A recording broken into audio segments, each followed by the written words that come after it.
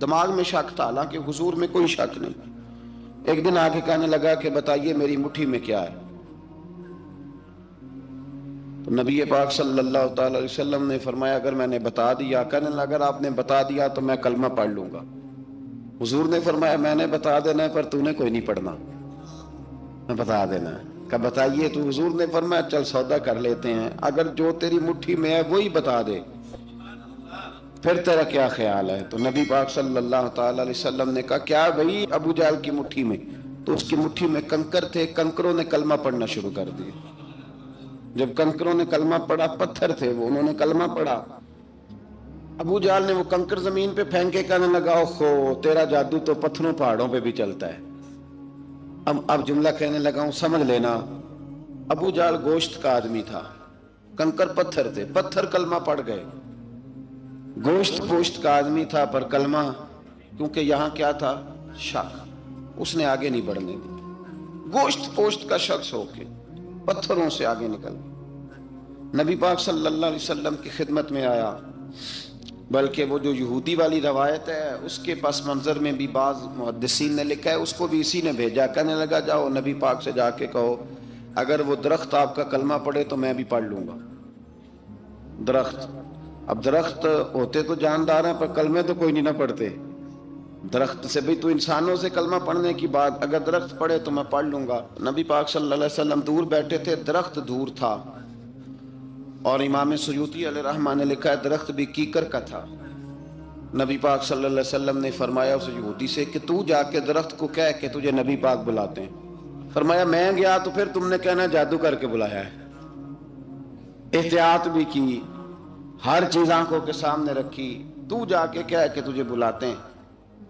وہ بندہ گیا، جا کے کہنے لگا، اور امام سیوطی نے اس کو لکھا ہے، کہنے لگے اس نے نبی پاک کا نام بھی نہیں لیا، کیونکہ ابو جہل اینڈ کمپنی کو پتا تھا کہ مصطفیٰ کے نام میں بھی بڑی برکت، خالی نام بھی نہیں لیا۔ کہنے لگا درخت وہ جو سامنے بیٹھے ہیں نا وہ تجھے بلا رہے، نام نہیں لیا حضور کا، وہ جو سامنے بیٹھے ہیں نا، جاءت لدعوتہ الاشجار ساجدۃ، امام بوصیری کہتے ہیں درخت آیا اور سجدہ کرتا ہوا، زمین چیرتا ہوا آیا۔ کس طرح آیا؟ پہلے آگے جھکا، پھر پیچھے جھکا، دائیں جھکا، بائیں جھکا۔ یہاں بھی لکھنے والوں نے لکھا ہے کہ وہ نہ درخت اپنی جڑیں اکھیڑ رہا تھا، جب چلنا تھا نا اس نے حضور کی طرف آنا تھا تو آگے دائیں بائیں ہوا، جڑیں اکھیڑ رہا تھا۔ لیکن ہمارے استاد جب ہمیں یہ روایت پڑھایا کرتے تھے تو کہتے تھے جڑیں نہیں اکھیڑ رہا تھا، جب اس نے سنا مجھے نبی پاک نے بلایا تو اسے وجد ہو گیا تھا، وہ جھومنے لگ گیا تھا، جھوم رہا تھا، حضور نے مجھے بلا لیا، جاءت لدعوتہ الاشجار ساجدۃ۔ تو درخت آیا، اس نے آ کے نبی پاک کو سجدہ کیا، لکڑی کا بنا ہوا درخت ہے، سجدہ کیا۔ سجدہ کرنے کے بعد درخت اٹھا اور اٹھ کے اس نے نبی پاک کا کلمہ پڑھا۔ وہ جس کو ابو جہل نے بھیجا تھا نا یہودی، وہ درخت کی حالت دیکھ کے کلمہ پڑھ گیا، وہ کلمہ پڑھ گیا، لیکن یہی بے ایمان کہنے لگا ہوئے ہوئے ان کا تو درختوں پہ بھی جادو چلتا ہے۔ لا ریب فی، شک قرآن پاک میں، لیکن اگر بندے کے دماغ میں ہو اس کا علاج ہے کوئی، ادھر ہی شک بیٹھ جائے۔ میں سادی مثال دیتا ہوں کہ سامنے دیوار صاف ہو لیکن گرد اگر آئینے پہ پڑی ہو، دیوار صاف کرنی چاہیے کہ اینک کا شیشہ صاف کرنا چاہیے؟ ساری زندگی لوگ دیوار صاف کرتے گزار دیتے، ساری زندگی تراش خراش کرتے گزار، اپنی مرضی کی پینٹنگ کرتے گزار دیتے ہیں، پر اپنی آنکھ کی پتلی صاف نہیں کرتے، آنکھ کی پتلی صاف نہیں کرتے۔ کسی نے حضرت رومی سے کہا تھا حضور دنیا میں کوئی اچھا ملتا نہیں، فرمانے لگے تھوڑا رونا شروع کر تاکہ تیری پتلیاں وضو کر لیں، وضو کر لیں، وہ انہیں پتہ چل جائے کہ کتنے صاف ستھرے لوگ دنیا میں پائے جاتے ہیں۔ ابو جہل پھر آ گیا، کہنے لگا اگر آپ چاند کے 2 ٹکڑے کر دیں تو میں کلمہ پڑھنے کو تیار۔ اچھا یہاں بھی بڑی مزے کی بات ہے، اللہ نے پہلے کہہ دیا نبی پاک کو کہ ان الذین کفروا سواء علیہم اانذرتہم ام لم تنذرہم لا یؤمنون، محبوب یہ جن کی قسمت میں کفر ہے نا، آپ انہیں ڈرائیں چاہے نہ ڈرائیں، یہ ایمان نہیں لائیں گے۔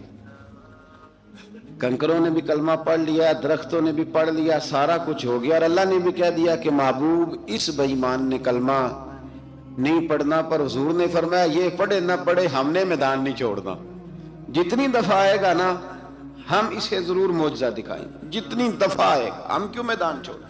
آگے کہنے لگا جی اگر چاند کے 2 ٹکڑے کر دیں تو اقتربت الساعۃ وانشق القمر، تو نبی پاک صلی اللہ علیہ وسلم نے انگلی کا اشارہ کیا، چاند 2 حصوں میں بٹا۔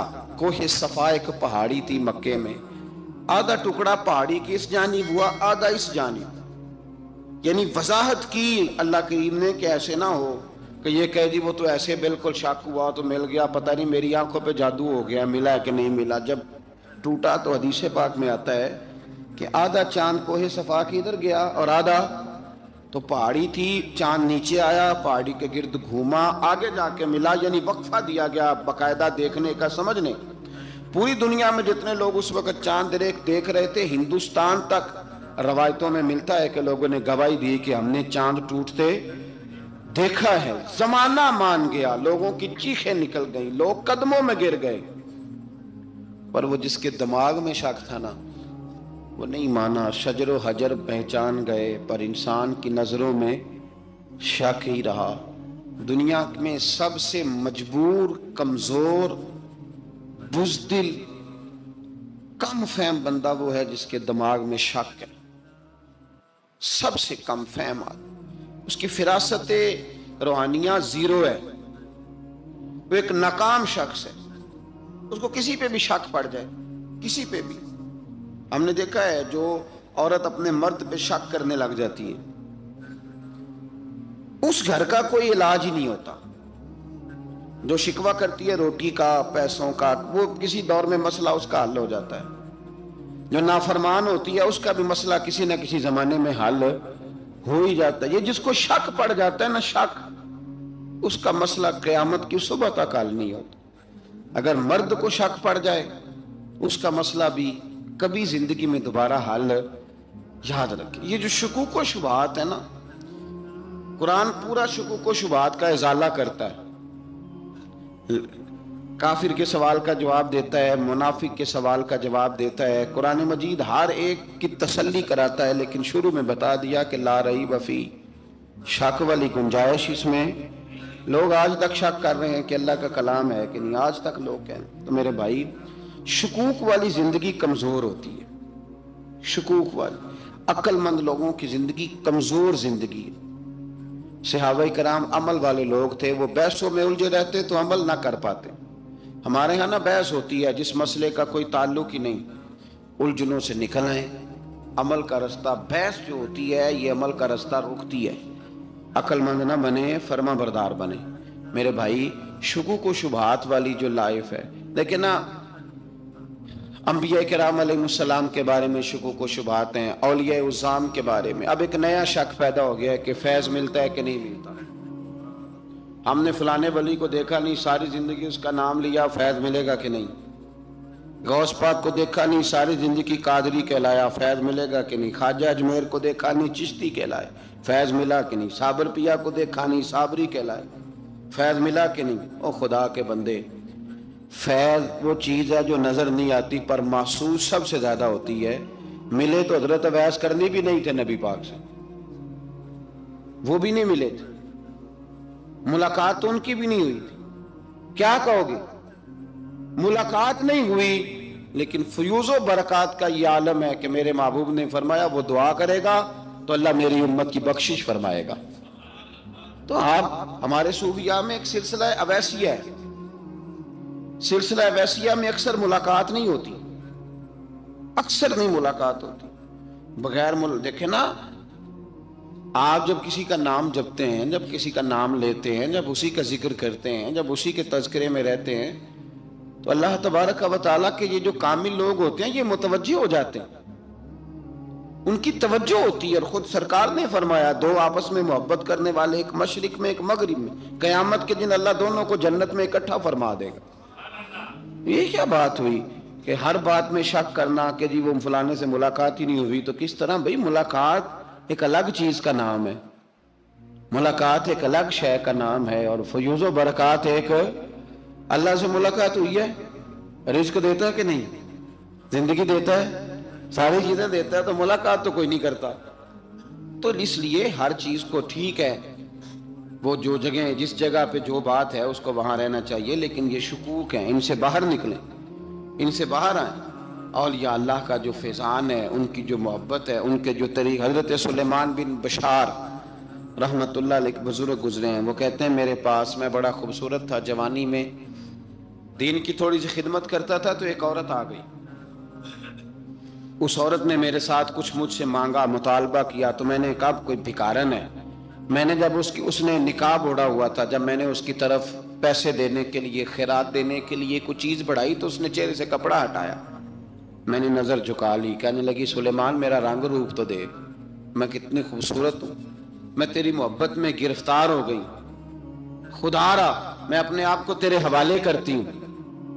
آپ فرماتے ہیں جب اس کے نیت اور ارادے میں اور لفظوں میں میں نے فطور دیکھا، تو میں استغفر اللہ پڑھتا وہاں سے بھاگ گیا، اتنا دوڑا کہ میں بصرہ سے باہر نکل گیا، شہر سے ہی باہر آ گیا، عورت سے دوڑ رہا ہے، مرد، نوجوان، خوبصورت۔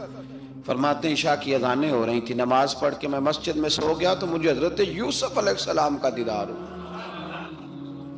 جناب یوسف کہتے ہیں میں حضور کا غلام اور غلاموں کا غلام اور صدیوں بعد کا غلام، تو جناب یوسف علیہ السلام میری خواب میں آئے اور کہنے لگے اٹھ جوان، میرے سینے سے لگ، یار تو نے تو نبی پاک کا امتی ہو کے وہ کام کیا ہے جو میں نے نبی ہو کے کیا تھا۔ اب کام حضرت یوسف والا کیا تھا نا، تو صدیوں اور سالوں اور مہینوں کا فاصلہ بن سکا، تو وہ آ گئے۔ مسئلہ یہ ہے کہ شکوک و شبہات والی زندگی نقصان دیتی ہے۔ حضرت ہمارے سلسلہ مقدسہ میں ایک سلسلہ علویہ ہے جو اعلیٰ حضرت فاضل بریلوی کو حاصل تھا، شاہ عبدالعزیز صاحب محدث دہلوی رحمۃ اللہ تعالیٰ علیہ نے بڑا لکھا مولا علی کی شان پہ، حضرت علی پہ کلام، ان کا ذکر، ان کے تذکرے اس قدر فنا ہو گئے کہ ہر وقت ذکر علی کرتے۔ فرماتے ہیں مجھے خواب میں حضرت علی کا دیدار ہوا، انہوں نے مجھے بیعت فرمایا اور مجھے اپنے سلسلہ مبارکہ میں اجازت دی۔ تو شاہ صاحب رحمت اللہ علیہ فرمایا کرتے تھے کہ میں نے بہت کم لوگ ہیں جن کو پھر ان میں بیعت فرمایا جاتا ہے، تھوڑے چند لوگ، اور ان کو سلسلہ مبارکہ میں اس میں چند لوگ ہیں۔ اعلیٰ حضرت کے بعد شاہ علیہ رسول ہے، شاہ علیہ رسول کے بعد شاہ عبدالعزیز محدث دہلوی، وہ ڈائریکٹ مولا علی شیر خدا سے بیعت۔ تو مطلب یہ ہے کہ کام شکوک و شبہات سے نکلیں۔ قرآن نے کہا لا ریب فیہ، قرآن میں شک البتہ وَإِن كُنتُمْ فِي رَيْبٍ مِّمَّا نَزَّلْنَا عَلَىٰ عَبْدِنَا، بندے کچھ شک کرتے ہیں، اگر انہیں شک ہو تو وہ اس طرح کریں کہ فَأْتُوا بِسُورَةٍ مِّن مِّثْلِهِ، پھر اس کی مثل ایک صورت لے کے آئیں، اور وَادْعُوا شُهَدَاءَكُم مِّن دُونِ اللَّهِ إِن كُنتُمْ صَادِقِينَ، سارے بے شک اپنے حمایتی بلا لیں اگر وہ سچیں۔ شک والی دنیا سے باہر نکل آئیں، حقیقت والی دنیا کو قبول کریں۔ شکوک و شبہات کا ازالہ نہیں ہوتا، شک دوسرے شک کو جنم دیتا ہے، نقص دوسرے نقص کو جنم دیتا ہے، غلطی دوسری غلطی کو جنم دیتی ہے۔ اور انسان جب تک شکوک، میں نے آپ کو کہہ دیا کہ ہر گھر بس سکتا ہے، ہر گھر، ہر عورت کے صحیح ہونے کی امید ہوتی ہے، پر جس بی بی کو اپنے خاوند کے کردار پہ شک ہو وہ بی بی کبھی مطمئن نہیں ہوتی۔ ہر گھر بس جاتا ہے، لیکن جس خاوند کو اپنے بیوی کے کردار پہ شک ہو جائے اس کا کبھی اس کے ساتھ سلوک مخلصانہ۔ شکوک والی زندگی بیماروں کی زندگی ہے، شکوک والی زندگی بیماروں کی زندگی، کمزوروں کی زندگی، بزدلوں کی زندگی۔ اس لیے حقیقت والی چیز جب تک آپ کے پاس کوئی چیز کلیئر ہو کے نہیں آتی، شریعت اسلامیہ نے بہتان کی سزا رکھی ہے 80 کوڑے، پتہ ہے آپ کو؟ جس نے ایسے ہی بہتان لگا دیا، دلیل ہی کوئی نہیں، ایسے ہی کہہ دیا کہ جی وہ مجھے شک ہے جی انہوں نے ایسے کیا ہے، فرمایا اسے کوڑے مارو۔ شک کی بنیاد پر بہتان ترازی کرتا ہے، کوڑے کی سزا رکھی، 80 کوڑے مارو اس ظالم۔ یہ شک کر رہا ہے اس کو جب اس کے پاس دلیل ہی کوئی نہیں۔ یہاں بڑے بندے ہیں بات کر دیتے ہیں، کہتے ہیں جی وہ ایسا ہوا ہوگا، میں نے ایسا دیکھا تھا، ہوگا، کیا تھا، ممکن ہے۔ تو یہ شکوک ہے۔ اس شکوک، یہ سامنے والے کا کچھ بھی نہیں بگڑتا، اس بیچارے کا کیا بگڑنا ہے۔ یاد رکھیں بڑی خوبصورت بات یہاں حضرت عبداللہ ابن مسعود کی، آپ فرمایا کرتے تھے جب کسی بندے پر بندے شک کرتے ہیں اور ناجائز شک کرتے ہیں، اللہ اس کی عزتوں میں اضافہ فرما دیتا ہے، اللہ اسے شانیں عطا کرتا ہے۔ اپنی زندگی کو بیماریوں سے نکالنے، یہ روحانی بیماری ہے شک، اس سے باہر آنا ہے۔ یہ ظلم ہے، اولیاء پہ بھی شک، صوفیاء پہ بھی شک، علماء پہ بھی شک، ہر بندے پہ شک، کوئی صحیح نہیں، سارے غلط، میں اکیلا صحیح۔ اس شک سے باہر آ جائیں، یہ نفسیاتی مریض بنا دے گا، بے سکون کرے گا، بے قرار کرے گا۔ اللہ تبارک و تعالیٰ نے نا ہمارے محبوب کریم علیہ السلام کو دنیا میں بھیجا تو فرمایا یا ایھا الناس قد جاءکم برہان من ربکم، اے لوگو تمہارے پاس تمہارے رب کی دلیل آ گئی۔ اللہ تبارک و تعالیٰ نے محبوب پاک علیہ السلام کو سراپا دلیل بنا کے بھیجا۔ باقی انبیاء کرام علیہم السلام کے پاس بھی اپنی نبوت کے دلائل کے طور پر بے شمار معجزات تھے، اور حضور کریم علیہ السلام کے تو پورے وجود کو ہی اللہ نے معجزہ بنایا۔ اور نبی پاک صلی اللہ تعالیٰ علیہ وآلہ وسلم کی نبوت کی دلیلیں، حضور کے رسالت کے مستحکم دلائل جگہ جگہ آپ کو ملیں گے۔ سب سے پہلی چیز تو یہ سمجھنے والی ہے کہ نبی پاک علیہ السلام نے جس چیز کو سب سے پہلے اپنی نبوت کی دلیل کے طور پر بیان فرمایا وہ حضور کا کردار ہے، سیرت ہے، عمل ہے، حضور کا لوگوں کے ساتھ رویہ ہے۔ نبی پاک علیہ السلام کی تبلیغ کے 3 دور ہیں۔ ایک تو حضور نے اپنے قول سے تبلیغ فرمائی، وہ 40 سال کی عمر سے محبوب نے اعلان فرمایا اور تبلیغ کی، اور ایک نبی پاک صلی اللہ تعالیٰ علیہ وسلم بالواسطہ حضور کی تبلیغ ہے جو آج تک جاری ہے۔ امت کے علماء، مشائخ، مبلغین حضور کے دین کو آگے پھیلا رہے ہیں، تو دراصل یہ بھی تبلیغ رسول پاک علیہ السلام ہی کی تبلیغ۔ اور ایک حضور کی تبلیغ کا دور ہے، حضور کی پیدائش سے لے کر ولادت مبارکہ سے لے کر حضور علیہ السلام کے اعلان نبوت تک۔ اس دوران نبی پاک نے جو تبلیغ فرمائی ہے وہ اپنے کردار سے فرمائی۔ عرب کا وہ معاشرہ جو بڑا میلا کچیلا گدلا ہو چکا تھا، جس کے اندر سراسر مادہ پرستی کا زور تھا، جس کے اندر لوگ انسانوں کی خرید و فروخت کرتے تھے، جس کے اندر بیٹیوں کو زندہ دفن کر دیتے تھے، جس کے اندر جو آدمی جتنا زیادہ مضبوط ہوتا تھا اتنا زیادہ لٹیرا بن جاتا تھا، اس معاشرے کے اندر رسول کریم علیہ السلام نے 40 سال گزارے، اور اس طرح گزارے کہ جو بیگانے بھی تھے وہ بھی کہا کرتے تھے یہ صادق ہے، یہ امین ہے۔ اور جب حضور نے اعلان نبوت کیا تو فرمایا، یہ قرآن مجید کے لفظ ہیں، فرمایا فَقَدْ لَبِثْتُ فِيكُمْ عُمَرًا مِّن قَبْلِهِ أَفَلَا تَعْقِلُونَ، میں تمہارے بیچ عمر کا ایک حصہ گزار چکا ہوں، تمہیں عقل نہیں ہے، شعور نہیں ہے۔ نبی کریم علیہ السلام نے اپنے کردار کو، اپنے عمل کو اپنی نبوت کی دلیل کے طور پر بیان فرمایا۔ وہ تو حضرت حلیمہ بھی فرماتی ہیں نا، جب میں نبی کریم علیہ السلام کو اپنے گھر لے گئی تو میرا اپنا بچہ بھی دودھ پیتا تھا، 2 میرے بیٹے ہو گئے، ایک میری یہ نسبی اولاد اور حضور میری رضائی اولاد۔ تو کہتی ہیں جب میں کریم محبوب علیہ السلام کو اپنے سینے سے لگاتی تھی تو حضور میرے ایک پستان سے دودھ پیتے تھے اور دوسرا اپنے بھائی کے لیے چھوڑ دیا کرتے۔ یہاں سے رسول کریم علیہ السلام نے کردار کے ذریعے تبلیغ اور پھر اعلان نبوت سے پہلے ایک تنظیم عرب کے جوانوں پر، عرب کے سرداروں پر مشتمل بنائی گئی، جس میں نبی کریم علیہ السلام نے بڑا حصہ لیا، سرکار نے، اور بڑے اہم لوگوں کو شعور حضور نے عطا فرمائے۔ وہ اس جماعت کا فیصلہ تھا کہ ہم سارے جوان، سارے بڑے لوگ ملیں گے، یہ حضور کے اعلان نبوت سے پہلے کی بات ہے، ہم بڑے لوگ ملیں گے، کسی بڑے کو کسی چھوٹے پر ظلم نہیں کرنے دیں گے، کسی آدمی کو کسی غریب کا حق نہیں کھانے دیں گے۔ حضور علیہ السلام نے نا اپنی کردار سے، اپنے عمل سے، اور آپ کا جو عمل ہوتا ہے نا وہ اصل ہوتا ہے، ایک ہوتا ہے آپ کوئی بات کرتے ہیں اور ایک ہوتا ہے کہ آپ کوئی عمل کرتے ہیں۔ آپ جب عمل کرتے ہیں تو عمل کے ذریعے بھی لوگوں تک بات پہنچتی ہے کہ دراصل آپ کا اٹھنا بیٹھنا چلنا پھرنا کیا ہے۔ میرے رسول کریم علیہ السلام کا اٹھنا بھی ایک نبی کا، بیٹھنا بھی ایک نبی کا، بات کرنا بھی ایک نبی کا، معاملات زندگی کرنا بھی ایک نبی کا، لین دین کرنا بھی ایک نبی کا۔ ایک شخص کہتے ہیں میں نے اعلان نبوت سے پہلے حضور علیہ السلام سے کوئی چیز خریدی تھی اور میں نے عرض کیا تھا آپ یہاں تشریف رکھے، میں پیسے لے کے آتا ہوں، میں 3 دن کے بعد آیا۔ دیکھو یہ بات کرنی کتنی آسان ہے، بولنی کتنی آسان ہے، پر 3 دن یہاں میرے بھائی کو کسی شخص کو 2 گھنٹے انتظار کرنا پڑ جائے تو لوگ کہتے ہیں الانتظار وشد من القتل، یہ تو قتل سے زیادہ تکلیف والا معاملہ ہے، منتظر رہنا کسی کا۔ کہتے 3 دن کے بعد میں آیا تو میرے رسول کریم وہیں تشریف فرمایا، بس اتنا فرمایا یار تم نے مجھے بڑی تکلیف میں ڈال دیا، 3 دن ہو گئے یہاں رکے ہوئے۔ تو حضور نے اپنے کردار کو، اپنے عمل کو، اپنے معاملات کو سب سے پہلے اپنی نبوت کی دلیل کے طور پر پیش کیا۔ اسی نے کیا خوب کہا تھا کہ جو تیری جان کے دشمن ہے وہ بھی کہتے ہیں، بظاہر تو آئے ہیں نا ہجرت کی رات جان لینے، لیکن امانتیں حضور کے گھر میں رکھی ہوئی ہیں، امانتیں کاشانہ نور پہ پڑی ہے۔ وہ جو تیری جان کے دشمن ہے وہ بھی کہتے ہیں کہ امین تو ہے اور صداقت کی آبرو تو ہے۔ تو پہلے کردار، پھر دوسری بات، اللہ تعالیٰ نے اپنے محبوب علیہ الصلوۃ والسلام کو اپنا مطلق نائب بنا کر، اپنا محبوب اعظم بنا کر، ویسے ہی سارے انسانوں کے بارے میں کہا وَإِذْ قَالَ رَبُّكَ لِلْمَلَائِكَةِ إِنِّي جَاعِلٌ فِي الْأَرْضِ خلیفہ، میں زمین میں اپنا نائب بنانے والا ہوں۔ لیکن حضور علیہ السلام تو محبوب ہے نا، حضور کی نیابت تو محبوبیت کے درجے پر فائز ہے۔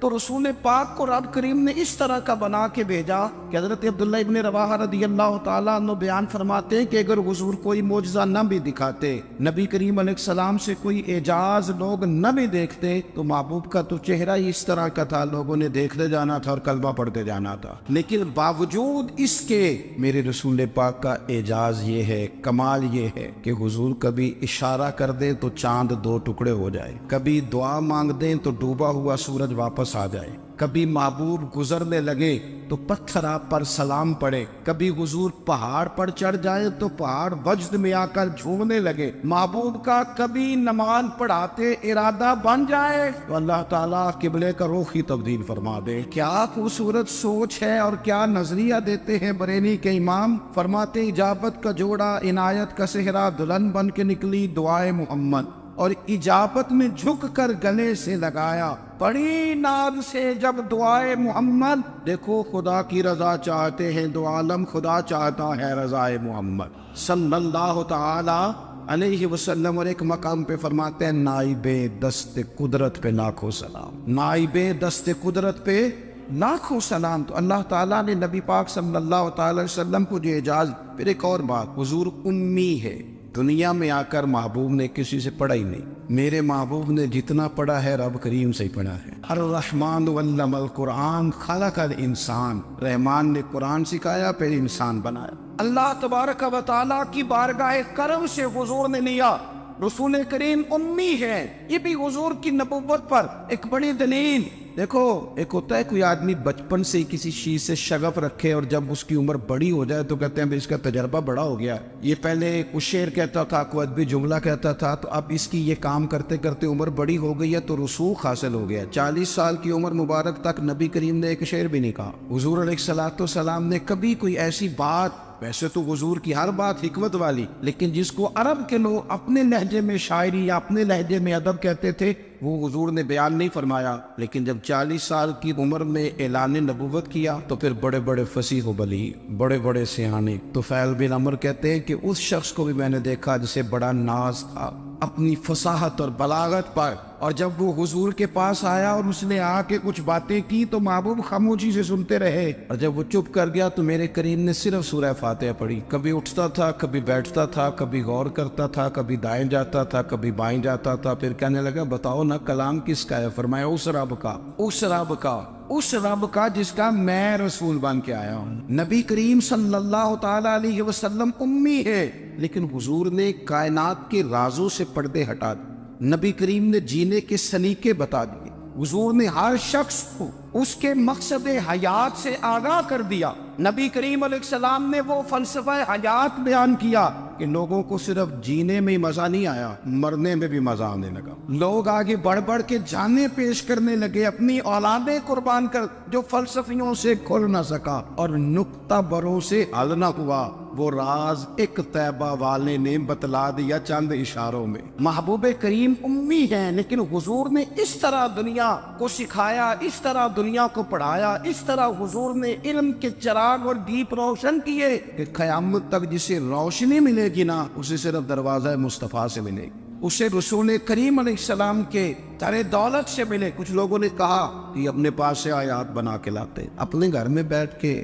دعوے کر لینا تو کوئی مشکل کام نہیں نہ ہوتا, سارے لوگ ہی کر لیتے. بلکہ وہ ہمارے ایک بزرگ کہا کرتے تھے, خیالی پلاؤ پکائیے کہ وہ کدے بھی کاٹ نہ پائیے. کیونکہ کون سا پیسوں کا ڈالنا ہے, وہ زیادہ ڈالیں آپ اور زیادہ ڈالیں. بہت سارے لوگ ہیں آج بھی, کچھ لبرل ہیں بیچارے, کچھ دین بیزار طبقہ ہے, وہ کہتے ہیں جناب ہمیں تو جدید باتیں بتائیں, ہمیں تو نئے اسلوب کے مطابق لے کے چلے, ہمیں تو او بھائی سن, میرے نبی پاک علیہ السلام نے فرمایا میرا قرآن کبھی پرانا نہیں ہو, اسے پڑھ کے دیکھ, اس کی جدت کا حسن دیکھ, یہ تو کھلا ہوا باغ ہے. تو ایک دفعہ اس کے قریب آئے گا تو خوشبو ملے گی, دوسری دفعہ آئے گا تو اس سے زیادہ تازی ملے گی. ایک دفعہ پھل کھائے گا تو مزیدار ہوگا, دوسرا کھائے گا ہو سکتا ہے شکل ملتی جلتی ہو لیکن ذائقہ بڑا نرالا ہوگا. تو تو صحیح نا. جب کچھ لوگوں نے کہا یہ خود سے بنا کے آیات لاتے ہیں تو فرمایا وَإِن كُنتُمْ فِي رَيْبٍ مِّمَّا نَزَّلْنَا عَلَىٰ عَبْدِنَا فَأْتُوا بِسُورَةٍ, اگر تمہیں کوئی شک ہے اس میں جو ہم نے اپنے بندہ خاص میں نازل کیا ہے تو تم بھی اس جیسی ایک آیت بنا کے لاؤ. اور چلو چیلنج کھلا دے دیا, فرما وَادْعُوا شُهَدَاءَكُم مِّن دُونِ اللَّهِ,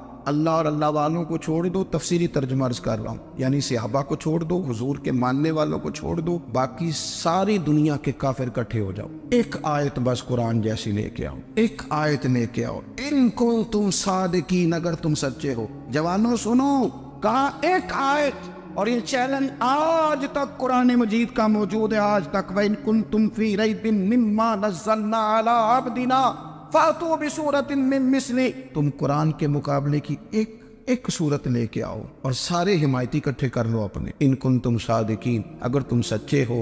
جواب تو ادھر سے آنا تھا نا, لیکن کائنات کے رب نے جواب بھی خود دیا, فرمایا فَإِن لَّمْ تَفْعَلُوا وَلَن تَفْعَلُوا, اگر تم نہ لا سکے, اور فرمایا تم لا سکتے بھی نہیں, نہ خنجر اٹھے گا نہ تلوار تم سے, یہ بازو میرے آزمائے ہوئے. وَلَن تَفْعَلُوا, تم لا بھی نہیں سکتے. فَاتَّقُوا النَّارَ الَّتِي وَقُودُهَا النَّاسُ وَالْحِجَارَةُ, پھر اس آگ سے ڈر جاؤ جس کا ایندھن آدمی اور پتھر ہے. اُعِدَّتْ لِلْكَافِرِينَ, بنائی کافروں کے لیے, مومنوں کے لیے تو رب نے جنت بنائی ہے.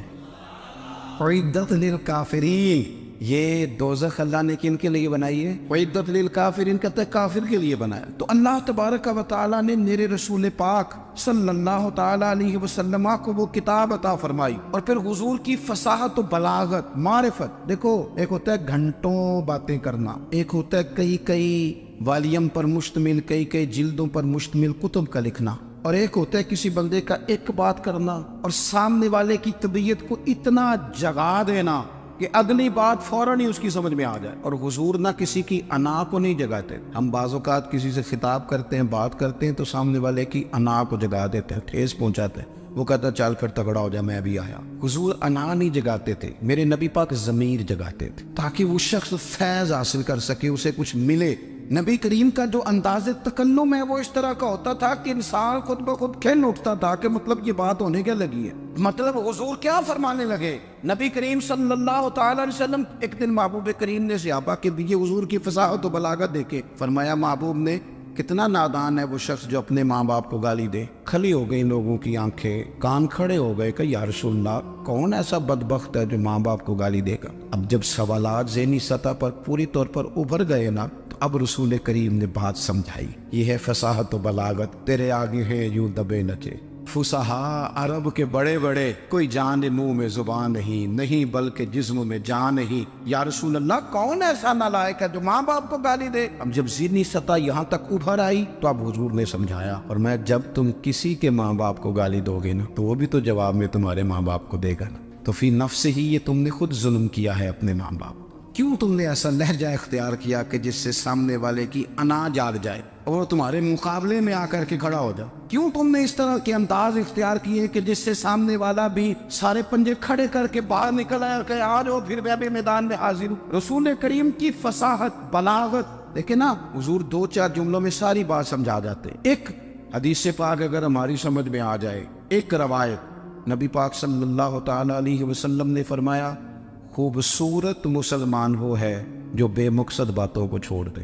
لو اس سے پوری زندگی سجائی جا سکتی ہے ایک جملے سے, کوئی لمبی چوڑی باتوں میں جانے کی ضرورت نہیں. کہا خوبصورت مسلمان یہ ہے جو بے مقصد باتوں کو چھوڑ دے, لا یعنی باتوں کو کیا کہتے ہیں ہمارے دیہات کے لوگ، جڑے پنڈ جانا نہیں وہ راہ پوچھنے دی، لیکن آج کل لوگ باز آندے یعنی جس بات کا بالکل تعلق نہیں نا وہ بات بھی کرتے جاتے ہیں، جس کا شعبہ ہی نہیں وہ بھی چھلانگ لگا کے اس میں آ جاتا ہے۔ ہم اپنا وقت ضائع کرتے، اپنی صلاحیتیں ضائع کرتے، اپنا نقصان کرتے، ہم اپنا کام صحیح کر کے نہیں کرتے اور دوسری ساری دنیا کو ٹھیک کرنا چاہتے ہیں۔ وہ بھائی آپ جس جگہ جس شعبے سے تعلق رکھتے ہیں آپ اپنے معاملات میں مضبوطی پیدا کریں۔ حضور نے اپنی فصاحت کے ساتھ، بلاغت کے ساتھ لوگوں کو قائل کیا، اور قرآن مجید کی تاثیر کا یہ اثر میرے کریم رسول نے دکھایا کہ رات کو جب حضور بیٹھ کے قرآن پاک پڑھتے تھے نا، جب یاسین والے نبی خود یاسین کی تلاوت کریں، جب طٰہٰ والے محبوب خود